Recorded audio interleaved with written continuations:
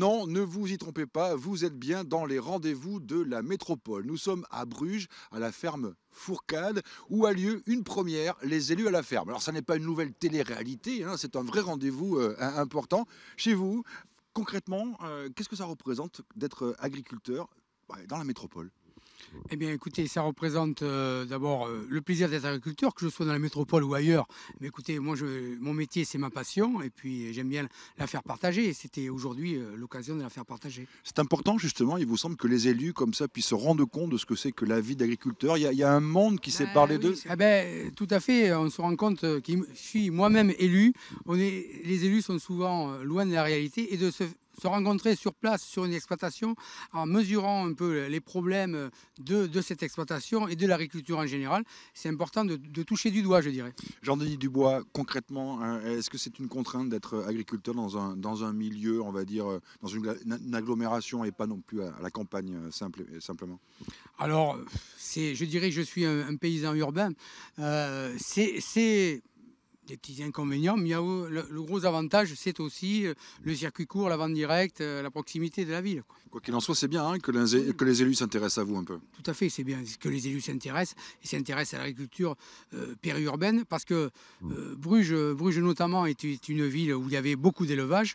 Aujourd'hui, malheureusement, la pression foncière fait que ben voilà, on se retrouve avec. Je suis le seul éleveur de Bruges, qui heureusement, je suis sur une réserve naturelle qui a permis de sanctuariser 300, presque 300 hectares sur Bruges de marais, qui, je rappelle, Bruges-Bordeaux représentait 3500 hectares de marais. Aujourd'hui, s'il n'y avait pas eu cette réserve naturelle, eh bien, malheureusement, je pense qu'il n'y aurait plus rien aujourd'hui. L'agriculture a aussi un véritable rôle d'aménageur du territoire, le poumon vert, à faire en sorte effectivement que tout ça puisse se mettre en place. Ben justement, les élus à la ferme, on continue d'en parler, ça se passe un petit peu par là-bas. C'est bien comme ça que vous rencontriez les élus de la métropole. Vous avez une volonté, vraiment, la Chambre d'agriculture, de développer le plus possible l'agriculture, on va dire, métropolitaine?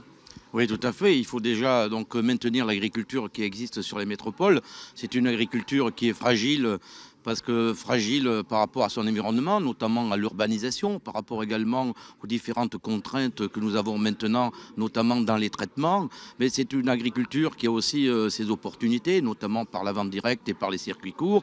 Donc je crois que la métropole également a tout intérêt à ce qu'il y ait dans son proche environnement des agriculteurs et une agriculture dynamique qui soit capable d'alimenter aussi une partie de la population et qui fasse aussi des espaces de respiration, des espaces de vie.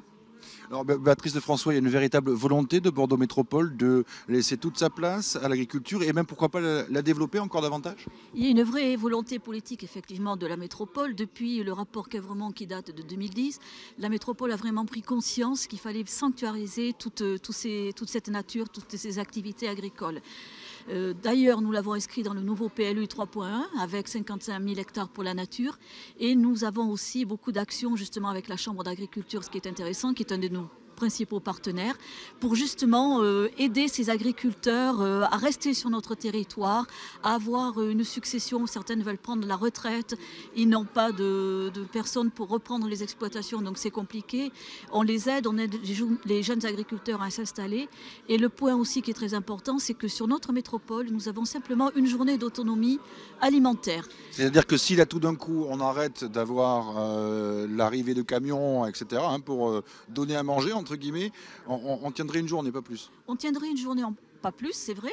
Et au-delà de cette journée d'autosuffisance alimentaire, il y a aussi un problème de sécurité alimentaire. Et quand je dis sécurité alimentaire, c'est la santé par l'alimentation. C'est très important pour les populations, pour les jeunes. Et on travaille aussi à la métropole sur les restaurations scolaires, sur le gaspillage. Tout ça va ensemble avec l'agriculture. Alors forcément, se retrouver à la tête d'une exploitation agricole, mais dans la métropole, ça implique peut-être de faire une agriculture un peu différente. C'est une contrainte? Oui, je le disais, donc c'est une contrainte, mais c'est aussi sur l'exploitation, par exemple, sur laquelle nous nous trouvons. L'exploitant fait de la vente directe, et donc là, ça devient un avantage. Donc il faut transformer les contraintes en avantages. C'est ça l'objectif aussi du travail que nous avons mené avec les agriculteurs sur ces territoires, mais également avec les élus de la métropole. Nous ne ferons rien les uns sans les autres. C'est du donnant-donnant, et on travaillera bien que si nous sommes ensemble avec les mêmes objectifs. Il y a actuellement sur la métropole 185 exploitations. Est-ce qu'il faut qu'il y en ait davantage encore ? Il faudrait qu'il y en ait davantage encore. Pour qu'il y en ait davantage encore, il faut que nos populations prennent conscience de l'intérêt de cette agriculture, acceptent de payer le produit agricole de proximité à leur juste prix.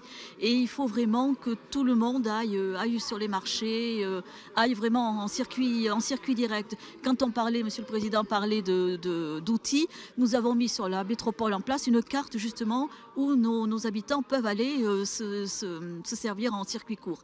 Donc ça c'est intéressant, c'est des outils. Et vous parliez de donnant-donnant, moi je parlerais plutôt de gagnant-gagnant parce que c'est quand même comme ça que c'est intéressant.